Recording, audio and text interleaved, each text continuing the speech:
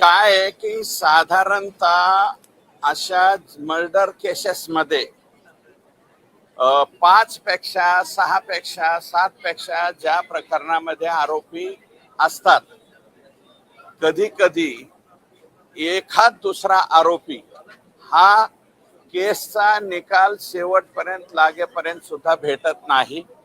कारण अशा प्रकारचे आरोपी हे राज्याच्या बाहेर जाऊ शकतात, वेश बदलून त्या ठिकाणी वेगळं काहीतरी काम चालू करू शकतात, किंवा भारत देश सोडून लगतच्या असलेल्या नेपाळ सारख्या छोट्या देशामध्ये सुद्धा हे लोक जातात.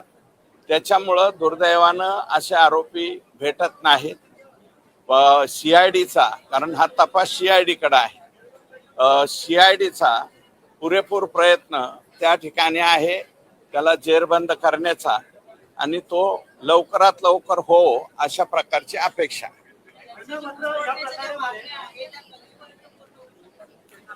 ऊसतोड कामगारांचं ऑक्टोबर महिन्यामध्ये साधारणतः आपला गळीत हंगाम सुरू होतो. गळीत हंगाम सुरू होण्यापूर्वी आम्ही आत्ताच मुख्यमंत्री महोदयांना निवेदन दिलेलं आहे की हा करार मागील 3 वर्षाचा करार संपलेला आहे. महागाई मोठ्या प्रमाणावरती वाढलेली आहे आणि मागच्या वेळेस 34% भाववाढ मिळाली होती. यावेळेस सुद्धा ऊसतोड कामगारांच्या संघटना, साखर संघ आणि साखर आयुक्त आणि सहकार मंत्री यांनी लवाद जे आहेत दोन्हीही ठरलेले, त्या लवादाच्या समोर लवकरात लवकर हा विषय मांडून पुढच्या 2 महिन्याच्या आतमध्ये त्याच्या बाबतीतला निर्णय घ्यावा, म्हणजे सुखरूपपणे ऊसतोड कामगार ऊस तोडायला जाईल.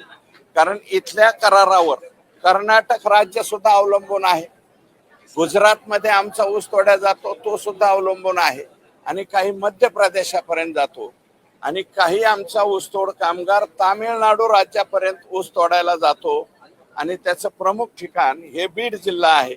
त्याच्यामुळं याचं निराकरण लवकरात लवकर व्हावं अशी मुख्यमंत्र्यांकडे मागणी केली.